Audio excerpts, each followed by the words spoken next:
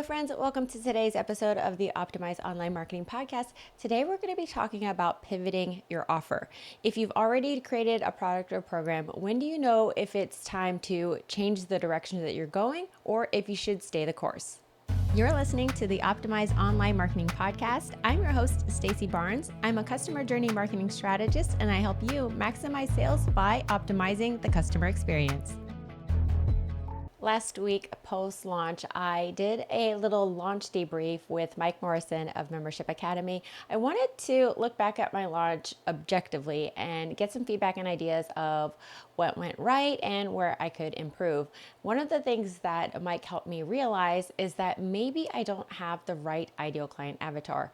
Or more likely, I am trying to target two different avatars instead of just one. Now, having an ideal client avatar is something that I highly advocate for, and this is one of those situations where I kind of got it wrong.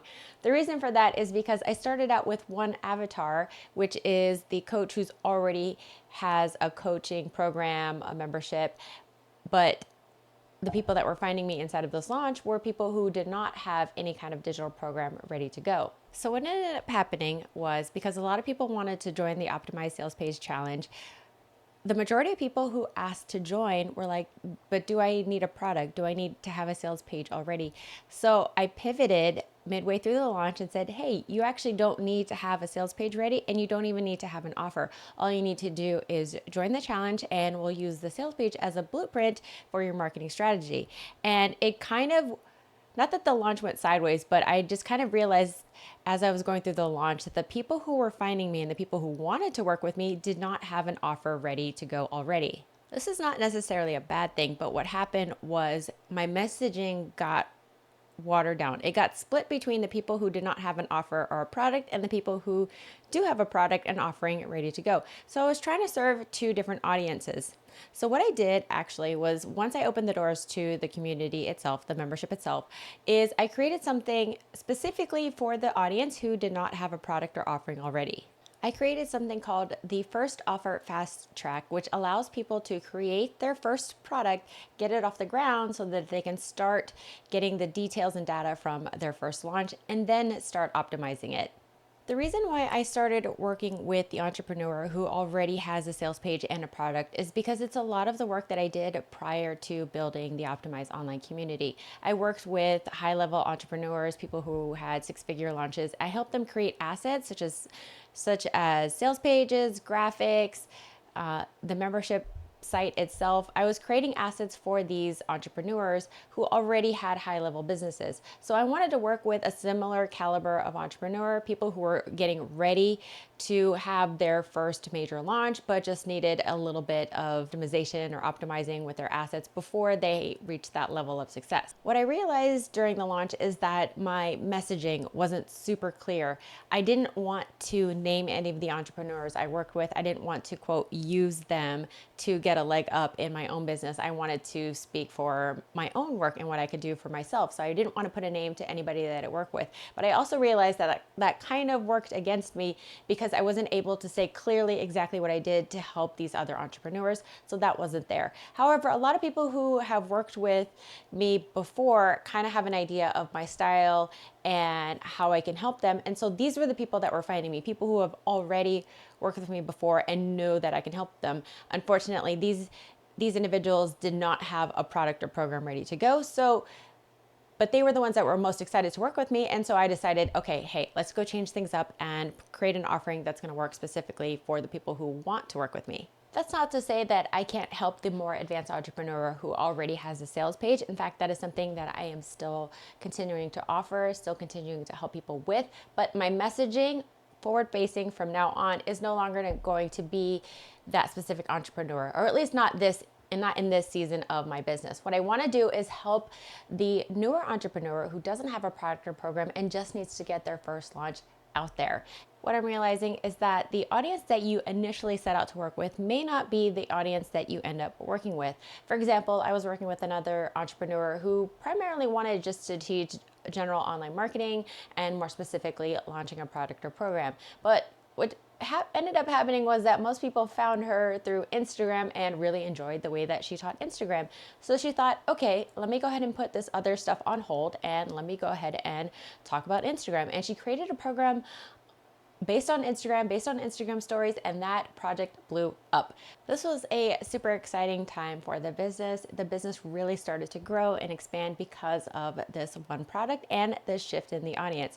Ultimately, she was still able to create that program about launching that she originally wanted to create and is now doing that today.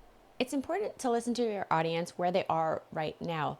These audience members, these followers, they're the most hungry in the beginning. And if you can give them what they want right now, they're more likely to follow you later down the road. So when it comes to pivoting your offer, you don't necessarily have to throw everything out, but you may want to change it up just a little bit to kind of meet your audience where they are today. The more that you can meet their needs today, the more likely they're going to work with you later down the road, especially if your offering is for something that's a little bit more advanced and requires a little bit of work. Laying the groundwork today kind of lays the groundwork for future clients. So pivoting your offer is not necessarily a bad thing, especially if it's with a similar audience. Just think about, again, what you can offer your audience today that they want and need right now, as opposed to something that you want to offer that they may not need a little bit later down the road. When thinking about my own ideal client avatar, the ideal client avatar that I have already has that product or program. However, in her journey, there was a point where she needed to get that initial offering out there. So it's the same avatar, just a little bit earlier in the journey than I originally anticipated. All right, now let's talk about when to stay the course when things get tough.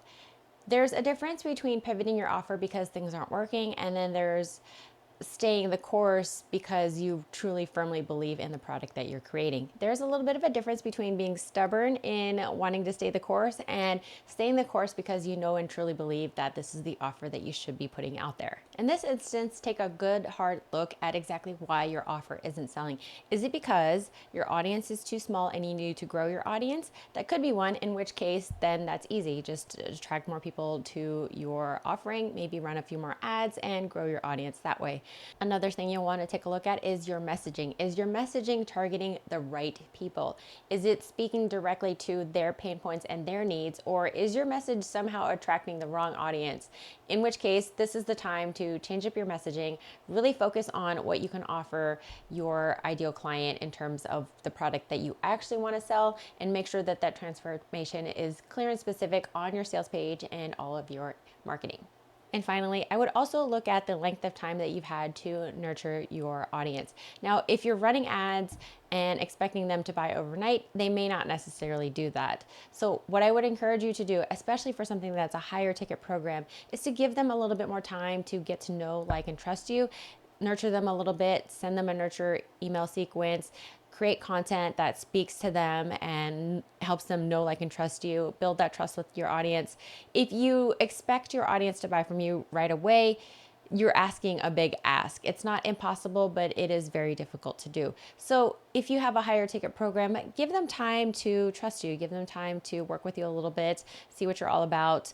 Especially people who are newly subscribed to your email list, send them some podcasts that they may be interested in, or blog post or YouTube content, whatever it is that you have. But just kind of let them get to know you a little bit before, trying to push them into buying a $2,000 program from you. All right, friends, that is it for today.